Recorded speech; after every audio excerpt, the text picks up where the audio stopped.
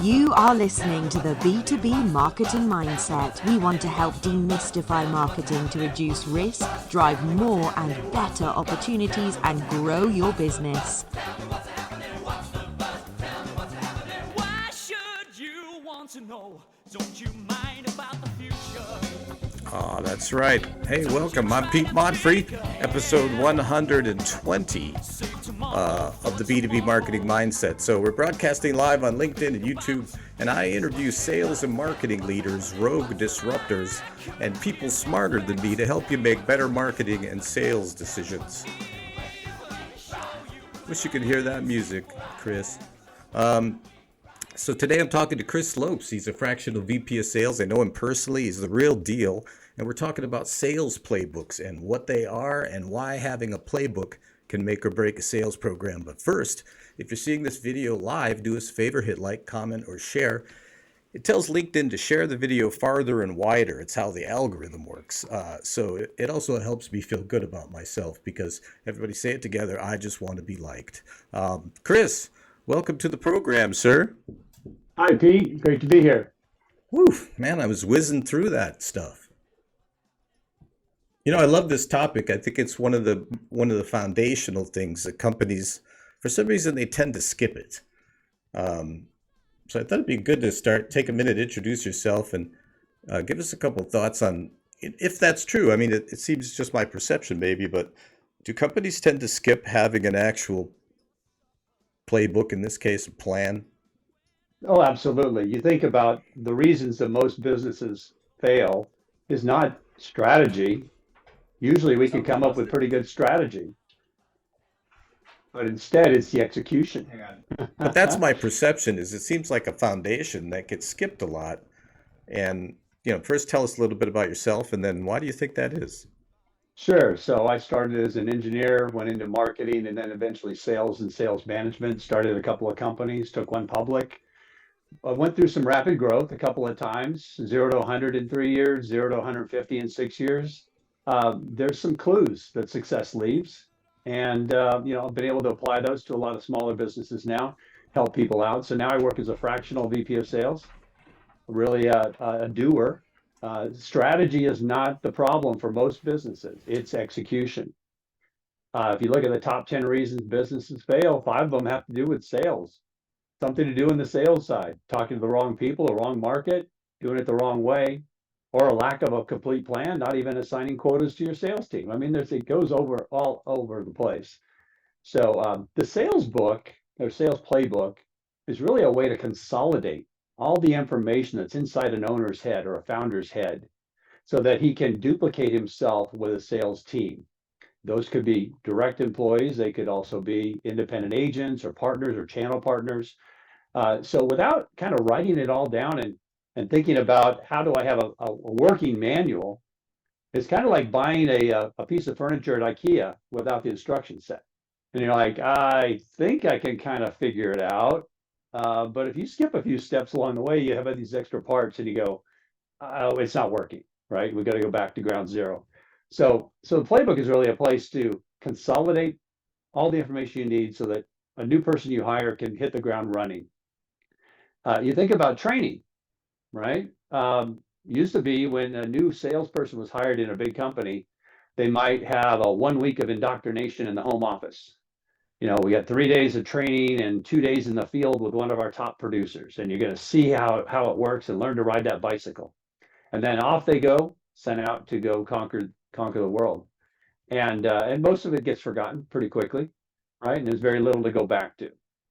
And think about our world today with AI and how AI is changing everything. Your playbook can become the input to your own AI agent, which can then become your real-time coach. And think about an army of real-time coaches working with your sales team. So when I think about this, it's like most of the time, people will think, is it a document or is it a process or is it both? I mean, isn't the document just like the thing where you put the stuff together so that a team can comprehend it and then execute?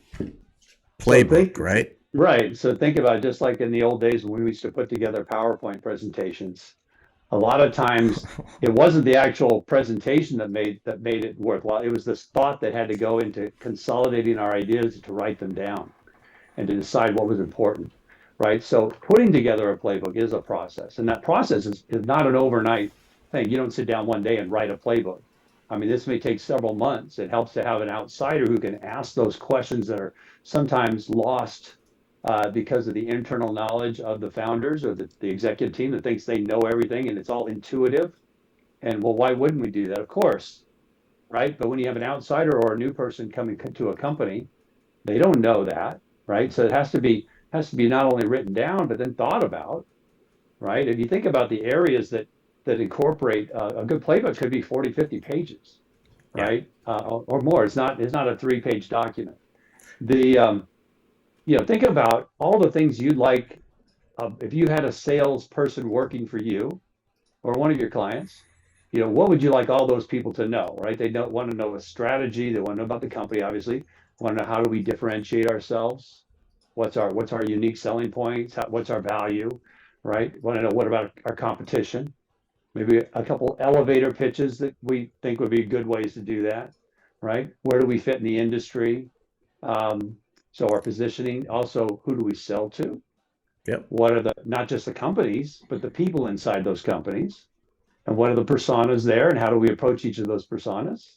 So you think, on and on. What kind of pains do we find that are common? What are the trigger points that would make it for an opportunity to talk about our solutions, right? What are the goals of the company? What are the goals for the individual salespeople? I mean, it goes on, right? You got everything from strategy and methodology and process.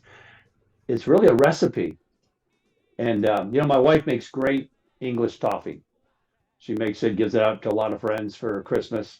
And there's only about 4 ingredients that really go into it. It's butter and sugar and chocolate, some almonds or pecans, right? Maybe a touch of vanilla might be in there, a little salt. And yet, this is her grandmother's recipe.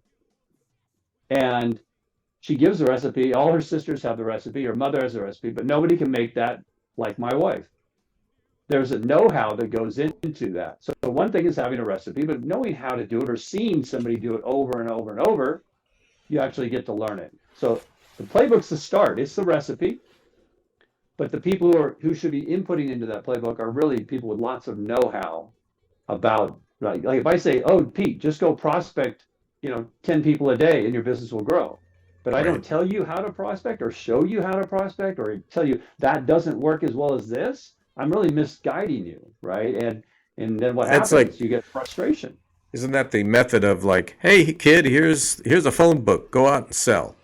Yeah, And yeah, and I find that even in mid-sized companies, let's say 20, $50 million companies, they look like they'd be very sophisticated, but when you get in there, you find out that is it because they think it should be intuitive? I mean, it's like an apparatus where none of the pieces work together. And I'm thinking, a lot of what you described is also in a marketing plan. So you could combine these absolutely. processes together really well, or just Right. share that sales plan with your marketing people. That's another way to Well, get it I together. think your marketing idea people should be part of developing that sales process and that whole playbook. You know, um, we did a survey, organization I'm part of, surveyed 4,800 or so small and medium businesses under 100 million. And it's pretty glaring. There's a couple of statistics that came out. 86% of over 4,000 companies said that they don't feel they understand what needs to happen at each step in the sales process. That's a failing grade, right? If only 14% do, right? 74% don't even have a documented process. So even the ones that have a documented process, most of them are feeling like it's still not being followed well because they haven't articulated to the detail, right? What makes sense to do next and how to go about doing it. I coached Little League when my kids were little, and I played baseball up to my first year of college, so I enjoy the game. And we're doing machine pitch, and then coach pitch, and then eventually kid pitch. And the game changes a lot, right, in those 3 stages, right? So the first is the machine pitch is very consistent. So all we wanted every kid to do was just swing at every pitch and just get used to swinging. And we took all the decision making out of it, and we just wanted to get the practice of fouling it off and then learning to time it and learning to hit it, right? And then you can build some confidence. You think about a sales team, a lot of them are paralyzed with over analysis. Sometimes we just say, just pick up the phone and call somebody. Just go knock on a door. Just send a message and see what happens. And that works in the beginning, but then how do we refine and coach those people? I use this with my kids. I said, God does not steer parked cars. You got to get into motion some way. You could be going the wrong direction and doing it the wrong way. Well, at least you got some motion going, because inertia is really our enemy, right? Is that a body at rest wants to stay at rest, and we don't want to do that. Right? Well, you're saying something's better than nothing, but at the same time, I'm thinking of the objection. Oh man, this sales plan sounds like a lot of work. It can Sounds be like a lot of work. It can be if you don't use some of the AI tools that are out there today that help you put that together, and use an outsider. I think is very valuable to go ask So, the yeah, questions. let's talk about that just for a second, because facilitation is a big part of how consultants and experts deliver value to the client, which is usually a separate skill from the actual subject matter that the person is skilled in. Like Chris and I both sell expertise for a living, knowledge, right? And so a lot of a lot of viewers out there that pay attention to this tiny program, that's kind of their thing. So the skill of facilitation, I think a lot of companies don't even understand that someone can come in from outside and wrangle your team essentially, so that everybody's going in the same direction and it results in a thing, and then you still have to execute that thing. Usually that facilitator then is done at some point. Maybe they continue to advise or facilitate, but I think there's a lot of companies that don't even know that function exists. Right. Like, why? Right. We know our business. How is that gonna? So I'll tell you something, anybody listening out there, the facilitator doesn't need to know your business. They're going to learn it really fast, and as they go through this journey, they're leading you through a journey where you're asking all the questions and the stuff you take for granted, and you're questioning everything, and you're organizing it so that decisions can be made that have the best shot at being the right decisions. Right? Those decisions could be, how much pressure do we put on partnerships? Let's say you have a company that sells through distributors. Okay, now you've got a multi-level, you got to sell to 2 different layers of people. Sometimes I've seen companies with 3 or 4 layers, right? I mean, it's crazy. So I think that what this is, you go through this journey and then you document the decisions that you made along the way. And you mentioned elevator pitches. Usually when I go into a client, I'll have people give me elevator pitches, or I'll say, draw your sales process up on the whiteboard. And either you'll get 10 different ones or they can't do it at all. And so this is something that says, hey, this is kind of our standard way of doing things. And once you've frozen it, this is what I think what people hate about stuff like this is like, oh, we're going to just tyrannically rope everybody in. It's like, no, it's so you can measure it. Right. Isn't it Peter Drucker, like this guy? I don't know who he is, but people have heard of him. You got to measure it, and if it's not frozen at some point, how do you measure it? Right. I think a playbook is not a static document either. Don't think of it like a binder that sits on a shelf somewhere. Oh, we decided what we're going to do and how we're going to do it and who we're going to do it for, and then we put it in a binder and we put it on the shelf. Right. The world changes, tools change, competition changes, so it needs to be updated and should be updated. But you can get a really good playbook done with an outside consultant like myself for $2,500 is a standard playbook. It's not that expensive. It might take a month or 2 of my time to do that, of interviewing people, talking, asking a series of questions of people from the top, the marketing people, and then the sales people, right, and gathering all that information. But a custom playbook where you could load now with the tool sets, you could load 10,000 documents into this custom playbook, links to those, and you can really use that as an input to an AI agent. And I mean, I've got people doing $5,000 to get that done, and then $3,000 a month for the agent to operate, and having a real-time coach with a sales team. Fantastic value. Right. These are. I heard of this recently, and are they voice? Is it voice or is it text? You can do both. Both, yeah. You can do both. It's very interesting because practice is another huge part of this, right? That's another thing. Just people just don't think of this. They think it's enough just to have a great personality. You know, the guy's good at talking to people. He's a smooth talker, and that's what it. No, there's a real methodologies and skills. And I always tell people when you go on up when you're working with buyers, they have a process. Some of them are trained to be buyers. Oh, right? very much so. Yes. Other people just have an innate process, and it's a very defensive one because they hate being sold to. And so if you go in there without some methodology, you're at a serious disadvantage. And the playbook is where that methodology is contained. And I want to clarify about, we say, you got to freeze it long enough to iterate it. And then as you iterate, you find, we got to adjust here, we got to change this, or maybe we adjusted our company's direction. Then the plan is just continually revisited. It's sort of like the way we do marketing plans. It exists kind of online, and it becomes this living document that certain parts of it, the marketing team are living out of those parts, sales teams living out of other parts. But from our side, if we go to work with that company further, we'll go there first and say, let's make sure we remember who the personas are and who the customers are. And let's start with that. And what's the positioning, because it's hard to keep all of it in your head. It's a reference. It's a living plan, right? Am I getting it right? Right. See? And you can design playbooks specific to the markets and the verticals that you're approaching. You could have playbooks specific to, you mentioned a channel play or a partner play versus a direct sales team. You could have completely different playbooks based on that, right? I worked in both. I spent a lot of my time in the semiconductor industry. I was with Philips Semiconductors for 6 years. We had 100 direct customers in the whole company worldwide. That was it, 100 customers. Everybody else was through one of 5 international distributors. And so our job was, I had one account I took from nothing to a big one of the direct accounts, $42 million a year. So that was a substantial work. And my work there was very different than my work with the channel partners, right? Where they're much smaller deals.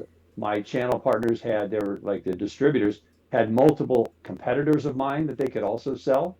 So it's very different how we positioned ourselves, right? And how we went to market. And also those end customers, those channel partners, were much less technical than the buyers and the engineers that we were selling to, right? So you had a different approach. For example, I use this example a lot. If you're in the tire business, you make tires. Let's say you work for Pirelli tires. And if your job is channel, you're selling to Pep Boys and Auto Nation and all these retail stores. And your big sales motion, your marketing motion might be buy 3, get 1 free. That might be as sophisticated as it needs to be, right? 20% coupons off when it rains, whatever it might be. It's all kind of consumer driven. But if you're the Pirelli guy selling to Porsche or Tesla or to BMW, people are going to be asking about tire composition, grip strength, wear level, all sorts of technical aspects of that decision. So the playbooks will be completely different, right? Because you'll overwhelm the retailer with all these specifications. They really don't care and can't do much with it. And if you don't address it in the OEM, the manufacturer, you're not even going to get in the door. You don't have the chops, right? So you're still in the tire business. You can still even work for the same company. So really, you think about it, it all starts with who are you selling to? It's what kind of fish do you plan to catch, right? I gave a presentation a couple weeks ago. I showed a couple pictures of different fish. Now, I love fishing for rainbow trout in a river, in Truckee River in California. That's one of my favorite things to do. I've tried to fly fish a few times. I'm not very good at it, but I can float a salmon egg down the river. And it's just a serene thing. But if I'm going deep sea fishing, like my dad likes to do, and we're getting lingcod and rock cod and red snapper, you're on a boat. You got heavy tackle. That line's going straight down, right? If we're going salmon fishing, we're on the same kind of boat. We got a different kind of bait. If we're hunting for shark, I'm bringing dynamite. I mean, that's a different tool set, right? So knowing who you're going for, who do you want to land, is super important to start. And I think a lot of people just say, "Oh, we sell to health systems, we sell to manufacturers," and just this very generic, very broad paintbrush that doesn't dive into enough of the details and the nuances that can make your team effective, right? Yeah. So it starts from marketing and the intelligence in the marketplace to say, where do we fit? Where can we win? Right? What problems do we solve? And who cares? Right? So we do what for who and why, right? And then it's like, okay, now that we know who we want to see, how do we approach them? How do we fish? Are we in a boat? Are we on the side? Right? Are we in a submarine? Right? So, and it might be like a channel partner. It might be that you're selling to that inner circle that already knows your customer well, your end customer well. And that inner circle is who you're leveraging. So you need to create the tools and the incentive programs to make it simple for them to make that introduction to you, right? Or Yeah. to do the work themselves. So it's all different. Well, that's, and I want to come back to that. I got to do a little promo here real quick, but I want to come back and talk about the unique nature of these, because I see a lot of people asking online, especially, as if there's some master sales playbook that I don't know about. And so, but give me just a second here. Hey, listen, if you're catching this live or you're listening to it out in podcast land, you're only getting about half of the story. You go to b2bmarketingmindset.com. Lots of video, a lot more episodes, and hopefully some good knowledge for you. But also, it's brought to you by the Agency Founders Network. It's a private online community of sales and marketing founders. They sell their expertise. That's the thread that runs between them. So they're there to connect and grow and partner. These are people that are actually walking in your shoes, because running a business, and I know, and Chris knows, a lonely job. So you can join for free, no credit card, agencyfoundersnetwork.com. So this, I admit I will read Reddit, and about 37 times an hour, I'll see somebody asking like, hey, what are you guys doing in sales that's working? And they don't tell you their industry, what company, like no detail. And it seems like they're fishing for like a one size fits all thing. But the reality is, even though all businesses kind of work the same, so in that regard, Mr. Client, your business really isn't that unique. In terms of your details and how you do it, you're really unique. Playbook unique, right? Absolutely, absolutely. I think part of that comes today, Pete, by there's so many people are creating lead magnets with, ask me for my 3 magic bullets. The 5 things you should do when you hire a salesperson, the 10 things to never do with a new customer, right? And so people are putting out this content, if you call it, billboards, right? And so that's what people are seeing all the time. So they think that somehow that's the answer. But really, it's just the lure on the end of the fishing rod that is trying to attract that fish. You're the fish, right? And so you think, Right. oh wow, I know there must be some 5-step program. It's really simple though. I mean, you think about basics, right? What's your value? You started a company for a reason. Why? There's a hole or a gap that you think you can fill, right? Why? Or you can do it better than other people are doing it. Why? So we got to get down to the why, and then, so who, and then why, and then how. So once we know who we're selling to, why we're selling, and why not somebody else, right? Why they should buy from us. Now we can discuss the execution and the strategy about how we go do that. So is it simple? Yeah, it's just who, why, how. Everybody Right. could do who, why, how, right? I mean, I can make up a new methodology right there. But asking the questions, especially from an outsider, I think it's so important. Like, I don't know your business exactly. And because I don't, I'm going to ask really naive questions. But an insider who already works with you at your company is going to say, well, I won't ask that question because I should know the answer already. Right? I have no preconceived ideas of what it's like, when you don't laugh at the CEO's joke, you're not an employee of the company, right? You get this benefit of this independence, right? That is so valuable to the CEO and the executive team. And outsiders ask these questions, and we haven't thought about those in years, Well, right? and let me weigh in on that real quick. I often ask questions where the answer does seem obvious, right? And that's part of the value of this journey that you go through, especially with the facilitator. And the facilitator's there if you can do this stuff on your own in an organization, right? If you have really strong leaders that can facilitate, and that the bigger companies, they're good at it, the smaller companies, the mid-sized companies can benefit from a facilitator because we're way faster. I've heard of companies trying to organize a marketing initiative on their own, and they're 7 months into the year still, and but that's why you bring in a facilitator. It's like, what questions to ask, and you're not going to pick the questions because you think you already know the answer. You're just going to ask it anyway. And sometimes I have to couch it like, I know this is going to seem like an obvious question. Going to ask it anyway. And sometimes you'll even find out that a couple of people on the team have wildly different ideas of what everybody expected that would be so obvious, right? Or we talk to your customers and they tell us the exact opposite thing that you really believe. That's almost company lore, Facilitator, we don't care. We just know the process and the questions to ask to get to the answers. And we're pretty good, hopefully, at pulling those answers together for you. So we're not just leaving you with that binder. Boom. Here you go, client. You're on your own. Yeah. Right. That isn't it. That's not how it's supposed to work. But again, we do this podcast because a lot of people don't understand kind of how this works. So I hope there's some value in explaining that. I had a question written down. So one of the questions was, what are the components? And I think that we've been kind of talking about those components all along. And maybe what we can do is, if there's like a table of contents or something that what is typically in a sales playbook, we'll put that in a comment or something. Yeah. But I keep thinking about this, like, okay, I've got a small organization or a mid-sized organization. This is that obvious question problem. Who should own the sales playbook in a founder-led environment? Let's put it there. Well, the founders. Is it going to be the founder? He's going to be involved in it, absolutely. But if he has a sales... Is there a sales leader? Is there a sales leader, right? Yeah. A lot of the smaller companies, $10, $15 million, they may have 5 or 6 salespeople, and the founder thinks they're leading and managing that team themselves among the other hundreds of plates that every founder needs to spin. And that's where bringing in a fractional is a great...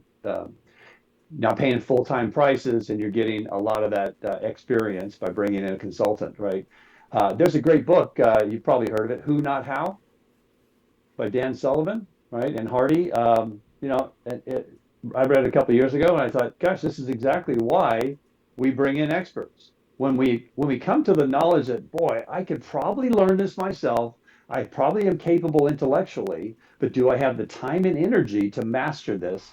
Or do I just pay somebody to come and do it, right? We do this with simple things around our house, right? I have someone take care of my yard work. I have someone take care of my pool, come and clean the house, right? As soon as we can afford to pay for those things, because we don't enjoy doing them, we might pay for them. I worked with an attorney that mowed 11 acres of lawn every other week. He loved it. 5 hours on a riding mower. I was like, can't you pay someone to do it? He goes, but I enjoy it. Okay, fine. Yeah, I can see that. Do it. I can see right? that. Right. But, right, I'd rather maybe go hit the golf course for those 5 hours, right? So it depends what you like to do. But what we get into our business and we think, especially as an entrepreneur, right, and a consultant, and we might be a solopreneur, might have a very small staff, maybe some virtual assistants at best, and we think we got to do everything, right? We revert back to the all-in-one, one-man band kind of scenario, right? That happens a lot.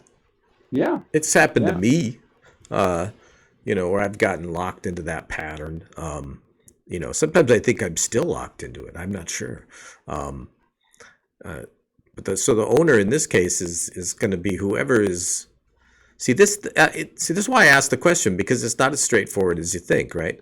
If you're an organization that has a CEO that's very hands-off, for example, and it's not his company, he's not the founder, sales leader, no question, that's where it goes. When you get into smaller companies that maybe are founder-led, I'm thinking to myself, well, it's going to be the founder in that case. But it's the careful balance of the founder is ultimately can change the entire thing and has 2 votes, basically. Mm-hmm. So, but a good sales leader is going to understand how to, sometimes you don't get all the credit, let's put it that way. And that's all right if you're hitting your numbers and you're implementing this plan and you're iterating it and you're measuring it and then you're adjusting it as you go. If you don't have it in a playbook, you can't do any of those things. It's just this big octopus of activity that's costing a whole shitload of money. Oh, we do swear on the program. I forgot to warn you. And if there's any kids listening, I apologize. So whoever owns it, in this case, it's going to be somebody that has a lot of clout and, is probably, has some P&L responsibility, either a founder or called different things, right? Could be a VP of sales, could be a director, could be a sales manager, could be somebody whose title is sales and marketing. And in that case, Sure. It's usually marketing gets ignored a bit because sales is how they're compensated, right? The playbook takes all of this into account, right? Right. Right. Now, how do you get people to follow the dang thing? So let's say that journey's done and you've got this thing done. Now you got to get them to follow it. Yeah. So part of a really good custom playbook would include hiring, onboarding, as well as all the other things, process and strategy, right, and methodology. But then training. 94% of companies do zero training of their sales force. It's outrageous. I heard a stat recently that said over 90% of people in sales have never read a book on sales. This is I mean, going back to the baseball coach analogy, it's like we've got a little league team of 14 players and only 3 of them have ever held a bat before, right? And you're like, what do you mean? You don't even know the very basic. And so why does that happen? Think about how people and I both know who've started companies. They had a great idea. Maybe they're a solopreneur and they get successful. They land some clients and all of a sudden they say, I need to expand. So I'm going to bring in some help. And so first they might bring in some bookkeeping help, right? Because no one really enjoys bookkeeping. So, it's like someone to cut my lawn. I need someone to keep the books. Now I might bring someone to clean the facility, right? And then it might be, I need someone to help me sell. So I'm going to hire someone. Well, who do I hire? Someone I know typically, right? Do they have any qualifications? Well, they talk well. They're a nice person. They got a great personality, right? Hey, I knew them. They were working at the retail store and they were always really nice to me. So I hired a woman that was a waitress to me in a steakhouse. She was a fantastic inside salesperson. We took her from knowing only about restaurant work and we took her into a semiconductor manufacturer's rep, and she did fantastic because she had a great customer service attitude and she was very bright. You could tell. So sometimes you get really lucky, but if we didn't have a senior team around her to train her, she might have done well, but I'm sure the training helped. So training and coaching is a huge part of every good playbook. There's got to be a regular cadence because you think about the professionals we know in our world, doctors, attorneys, CPAs, they have continuing education requirements every year. Right. If they don't fulfill them, they lose their license. We have no license for salespeople, right? There's no state board. There's no national registry. There's no. Did you do 12 hours of continuing education, right? Those are interesting. But if you're running a successful company, you might want to implement some kind of program like that. Well, so here, I think where this becomes very pragmatic is, if you're not hitting your numbers, right? If things aren't going well and you're trying to figure out what's going on and if, so this is hard to explain, but I only learned this probably 20 years ago. And so I'd already built a company and done kind of a traditional sales process, which was beating the hell out of me. It was really bad. Like there was success, but it was also like at a great cost. And then I discovered Sandler, and that was the first time because I had read books mostly on how to sell, and I'd also been a part of communities with other agency owners that we go to a resort and sit down together and share financials and everything else. So I'm learning from all these sources, but it starts, Sandler gave certain tools that I actually didn't know about, and one of them was the repetitive. It's coaching. It's we debrief a call afterwards. We pre-call plan with a coach before. Mm-hmm. There's classrooms. There's lots of role playing. There's personality assessments and lessons on how to modulate your voice even. I mean, so there's all these kind of interesting things, but also a lot of consultative selling, a lot of the types of selling methodologies before. But for me anyway, it brought it together in a way that just made a huge difference, right? And so instead of like selling killing me, it's kind of an enjoyable thing where I'm helping people solve problems. I'm not really selling anything. And it's just the way that I look at it. But that iteration is what made it work, if that makes any sense. It's like Sure. if you go to a rah Tony Robbins type of thingy and you send all your people, and by Monday they forgot all that stuff. So Right. Zig Ziglar said motivation is like bathing. It needs to be done daily to be effective, right? So he also said the most important part of the sales process is the salesperson, right? Because you can teach the same thing to a group of 5 people and one will do really well and the rest of the 4 may not. And you're like, why is that? But that's the 80-20 rule. That the Pareto principle is alive and well. And we cannot treat every opportunity, every customer the same. We can't treat every salesperson the same. And we really need to make sure we've identified ways to attract and retain high achievers, high performers, right? You think about a basketball team, Michael Jordan, one of the greatest basketball players ever, right? He really didn't win anything until Scottie Pippen came alongside. He needed a little support. He needed a role player, right? Scottie was not going to be, he was an all-star, but it wasn't because he was scoring, because he contributed in so many other ways. So you're going to put together an organization as a business owner, and it's going to look like a jigsaw puzzle, and every piece is going to be a little different. And your job is to figure out how to work with the strengths of those people to make an organization run. You got a sales team, you think one size fits all in the sales team. No, it's still a bunch of animals in the zoo. You got lions and tigers and bears and giraffes and turtles, and you got all sorts of styles can still be very successful if you know how to play to their strengths. But part of that is, do you have a compensation plan that will reward those high achievers?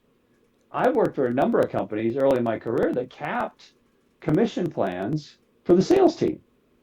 And being a guy that maxed out and capped those commissions, I was very frustrated. And so I'd leave because I'd say, this isn't right. I'm doing 3 times the number of the guy next to me, and you won't let me make 3 times the money or even twice the money, right? And they said, well, you make too much money. I had a company after a couple of years of capping, and I was still pretty new in my career. And I said, well, what's the philosophy about this? I don't get it. And they said, Chris, if we kept paying you commission based on what you're doing, you'd make more money than the CFO. And I said, well, then get the CFO out here to sell this stuff, right?